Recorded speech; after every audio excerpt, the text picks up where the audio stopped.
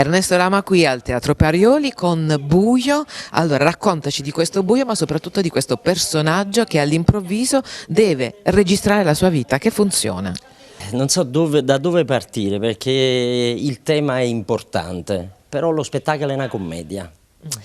Cioè, sembra strano è che quando si toccano certi temi bisogna stare attenti, ci vuole una delicatezza, però c'è sta sempre, non c'è mai la visione del malato, c'è sta la visione della famiglia, che secondo me in qualche modo sarebbe quella che dovrebbe essere più tutelata rispetto al malato che vive quella condizione e sa ormai che in qualche modo deve arrivare da qualche parte. Affrontare questo tipo di personaggio è... non vorrei essere banale. È difficile. Sì, è difficile, però sfortunatamente parecchi di noi hanno attraversato questi momenti di queste patologie veramente gravi, importanti, quindi in qualche modo più che portare un personaggio, secondo me porti il ricordo di quello che hai vissuto. Dalla parte, ecco, dalla parte del malato ironizzi, scherzi, diventa una commedia. In effetti mi hanno detto degli amici o delle persone in sala che non sapevano certe volte se piangere o ridere. E questa è una cosa importante. Che esperienza del tuo vissuto hai messo in questa storia? Te l'ho detto, purtroppo voglio dire delle condizioni che spesso ti capitano familiari e che ti portano in qualche modo a rivivere quella sensazione. Per esempio c'è un concetto nello spettacolo del monologo finale, monologo, poi un pezzetto, quello che sarà, che in qualche modo era come se cercavo la soluzione, però la soluzione sta nelle parole stesse, perché è il pensiero, quindi la soluzione di quella, tra virgolette, roba, è il ricordo di quello che Come hai diventa vissuto. questo personaggio quando dimentica tutto e vuole un po' ricostruire la sua vita? Che differenza c'è? Come diventa? La differenza è che tu già dici, non ci sono barriere, diventi un bambino, diventi quello che ti dà il dito nell'occhio e poi ride perché ti sei fatto male, ti sta bene. Questo è, cioè nel senso la condizione di ritornare a qualcosa di primordiale che non hai il controllo, ma giustamente non hai il controllo. Io ho i due bambini piccoli, i bambini non hanno il controllo di quello che succede, hanno solo l'azione, l'adulto deve proteggere l'azione ma non impedire. E quella è la condizione della famiglia poi, che deve proteggere il malato però non deve impedire di fargli fare il proprio percorso. Certo. Allora parliamo invece del percorso che hai fatto tu come attore per interpretare questo personaggio. Sì. Che cosa c'è stato di più difficile? Quando magari hai letto questo testo, ti hanno parlato di questa idea, perché tu hai accettato? Che cosa ti è piaciuto come attore? Guarda, come attore mi è piaciuto il fatto che in qualche modo, ormai posso dire 50 anni di teatro, vai a spaziare in qualunque tipologia di cose, ma quando arrivi a toccare temi così importanti vieni in qualche modo attratto, quindi diventa una sorta di sfida. Sì, diventa una cosa, perché io non devo fare questo piuttosto che altro, piuttosto che fare, che già dice, un personaggio storico oppure una cosa comica, cioè nel senso, e invece questa è proprio quello, capite? La sfida di dover raggiungere un risultato. È la scena più difficile, parliamo della scena più emozionante e la scena più difficile dello spettacolo, qual è? Allora, fortunatamente ho in campo 3 attori, devo dire, non lo dico perché stiamo parlando, straordinari, che fino al primo giorno ho detto che bello, che è mio fratello che fa Andrea, ed è un attore fantastico, Andrea Corallo. Poi ci sta mia nipote che è Savina Scaramuzzino, che è una giovane, sai che è la cosa che tu dici, ma quanti spettacoli fa? No, è il primo. Ma veramente, cioè veramente una cosa straordinaria. Poi c'è un'altra attrice fantastica che fa pure l'assistente alla regia, Giulia Bornacin, che è una bella persona a prescindere, che è un talento in scena. E quindi c'è stata una combinazione di protezione, la rete di salvataggio, tutto supportato dalla regia di Filippo Gentile, che ha 20 anni, l'età di mio figlio, e io l'ho ascoltato come una guida. Come ascolto mio figlio quando mi racconta le cose, mio figlio Jacopo, che mi dice delle cose, io me lo ascolto perché dico fammi vedere dove vuole arrivare. Poi nel caso in cui posso dare un consiglio faccio un passo E com'è avanti. andata? È andata straordinariamente bene, perché da una parte ci stanno persone che si mettono a disposizione, da un'altra parte ci sta la tua apertura totale a dire io sono questo, facciamo quello che dobbiamo. Non facciamo quello che volete, facciamo quello che dobbiamo, insieme. Questo è il sintomo di una squadra, con una squadra tecnica poi straordinaria. E che te già dice? Le luci sono perfette, l'audio è perfetto, la scenografia è perfetta, i costumi sono perfetti. Voglio dire, io sono felicissimo di essere in questa condizione. Ecco, molto più semplice fare un'altra tipologia di spettacolo. Questo per me è la condizione ideale pure per raccontare qualcosa di importante. Quanto è importante oggi fare teatro e lanciare un messaggio al pubblico. Il pubblico esce da questo spettacolo con che emozione? Hai detto che si riflette, Sì. però ci si diverte. Guarda, Con che emozione esce da questo spettacolo? Certi escono con un ricordo di un passato, certi escono con una circostanza, con qualcosa che hanno visto e amato, non puoi entrare nella mente degli spettatori, puoi solo dire che il risultato finale è che li vedi con gli occhi lucidi. E invece nella tua carriera che personaggio ti manca e vorresti interpretare? Vorrei fare Un un'altra sogno. volta no, vorrei rifare una volta. Ho fatto con Armando Pugliese un personaggio che era il Merlo di Chantecler di Edmondo Rostà. Mi piacerebbe molto fare un animale. Perché? Perché non lo so, perché secondo me, a prescindere dal fatto che siamo animali di palcoscenico, ma meglio mettere un animale in palcoscenico.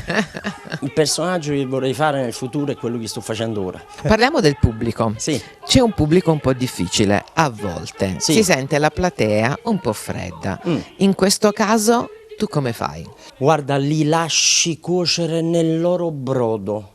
Vai avanti, se hai capito che in qualche modo il prodotto è valido, tu li lasci fare. Ogni sera il pubblico ha un concetto diverso. Il bello del teatro è proprio questo, me lo diceva Luca De Filippo, che mi diceva noi abbiamo la possibilità, noi attori, di andare in scena e sperimentare ogni sera una nuova cosa, cambiare una battuta, il pubblico non lo sa e tu stai facendo una ricerca.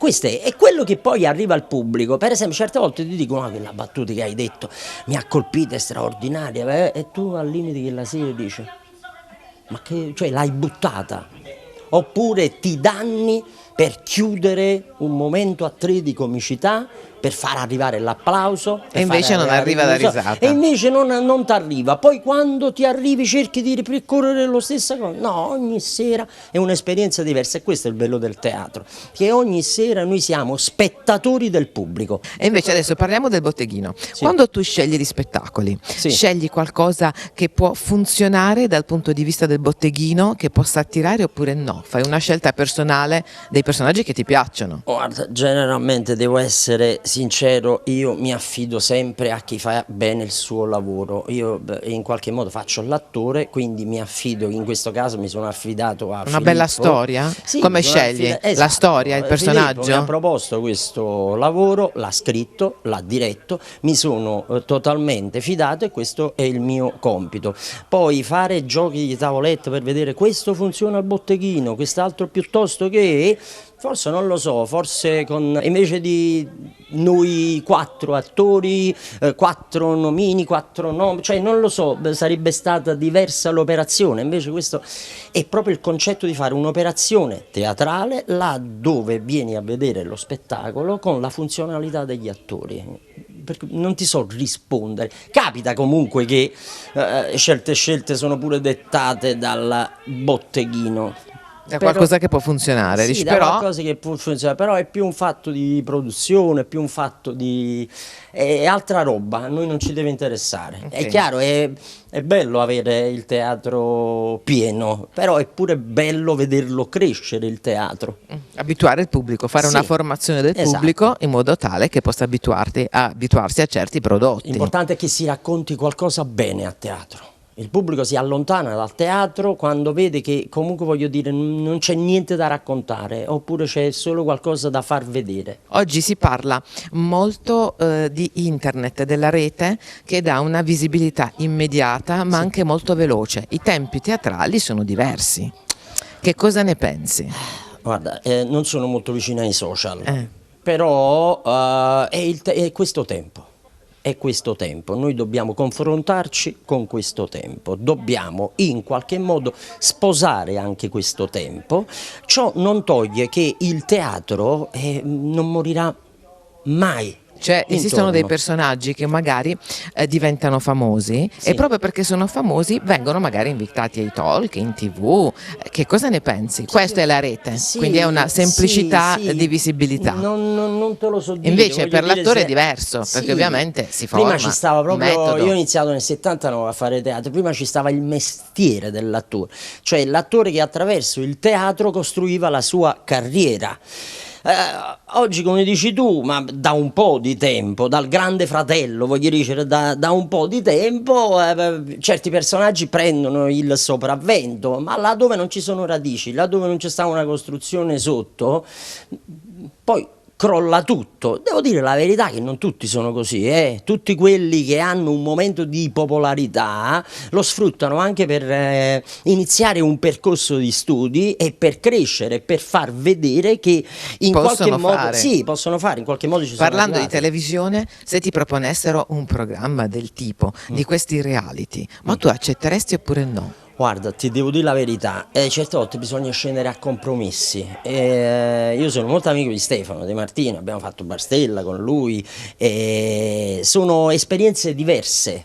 Non sai in quel momento quale può essere a caldo, in questa dimensione dire no, non lo farei, ma non te lo posso dire, non lo so. Dipende dalle circostanze, Dipende dici dalle tu, dal circostanze, progetto. dipende da quando latte devi comprare per i bambini, dipende da quello che ci sta dietro. Quindi io ti posso dire qualunque cosa, no, assolutamente, sai, noi attori che no, non è così, non ti so rispondere a questa domanda. So che il più delle volte cerco di avvicinarmi a teatro e purtroppo certe volte sei costretto a fare delle cose che in qualche modo ti allontanano, non ti senti appagato, già rinunci alla famiglia, quindi rinunciare alla famiglia per fare qualcosa che poi diventa solo una cosa economica ti pesa. Ti pesa, certo, Non non so, è più e invece il unire un mestiere po' dell'attore. Esatto, questo è. Il mestiere dell'attore è quello anche di sposare un pensiero. Possibilità io ne ho pure avute, ho deciso da vecchio, tra virgolette, di Da tradizionalista? Sì, ho deciso che esiste ancora qualcosa che possa giustificare il mestiere dell'attore teatrale. Grazie mille di essere stato con noi, adesso un saluto al pubblico di Dietro le Quinte. Ringrazio io voi, vi saluto dicendo questo: andate a teatro, andate al cinema, andate dove volete, basta che vi muovete da casa, però non restate a casa innanzi a una televisione. Girate, guardate, ci sta tanta roba da vedere, tante mostre, tanti musicisti, tante cose interessanti. Poi se venite a teatro, meglio per noi.